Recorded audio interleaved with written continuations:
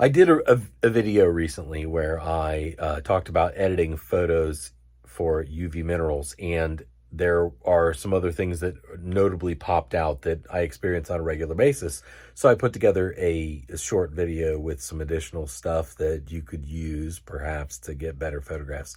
I hope it works. Okay, this is another really cool piece that I'm trying to get correct down here. This is a piece of spinel and some other minerals from Afghanistan, and it's under long wave light.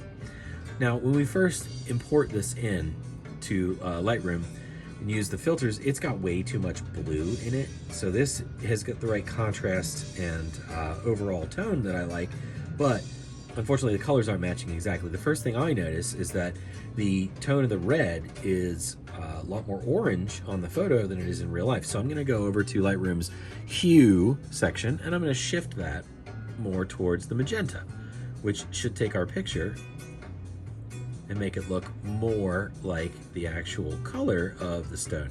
However, that makes it look brighter because red and bright green are very difficult for a monitor or these digital files to display. We haven't addressed the blue yet, but what we're gonna do is take the luminance of the red and bring that down so that it more closely resembles what we're seeing. So that's the lighter darkness of the actual hue of red. So now we got that looking pretty close there, but I still see it's way too bright and it has way too much blue. So let's go to the saturation of the blue. That's in the middle section of Lightroom here. So looking at our stone, we're gonna take the saturation of the blue and bring that down. And that's looking pretty good. Oh, too far. Also, the purples may be affected due to the ultraviolet light, so you may need to bring purples down as well when you're looking at your stone. And then finally, it's way too bright. I mean, it's backlit on my laptop here, so if I get this long wave light real close, it does match pretty closely, but let's still bring it down just a little bit for the sake of experiment. And we'll go up to the top and take the highlights actually, because that is an easy way to bring down only the bright parts and bring that down until it looks like we see it in real life. So there you go, there's some spinel made to match just by using the micro adjustments in the hue, saturation, and also luminance.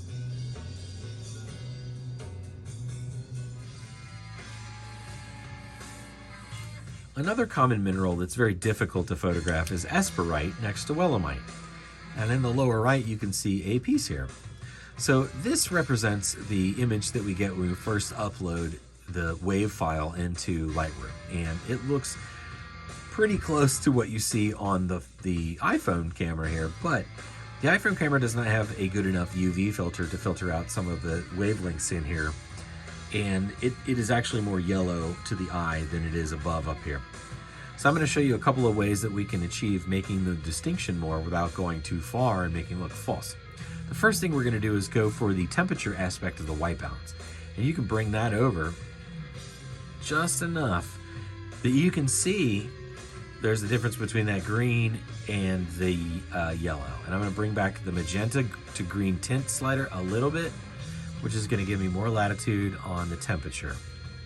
And so that is one way that we could get this thing to look like the picture, like the actual like rock in front of us here. We got another way too. So let's go back. We've reset everything now, and we're going down to the hue of the specific tones. So we're going to take a look at the green tone because this is where this is predominantly residing. And I'm going to take the green tint and turn it towards the yellow, the green hue rather. And as we get it right about there, maybe a little less, at 47, negative 47, now the picture on the screen kind of represents what we're looking at. I'm also going to take the aqua and I'm going to turn that a little bit more towards the blue to make the green stand out in the green over here in the wellimite. So that's two ways that we can get the wellimite and esperite distinction to be achieved.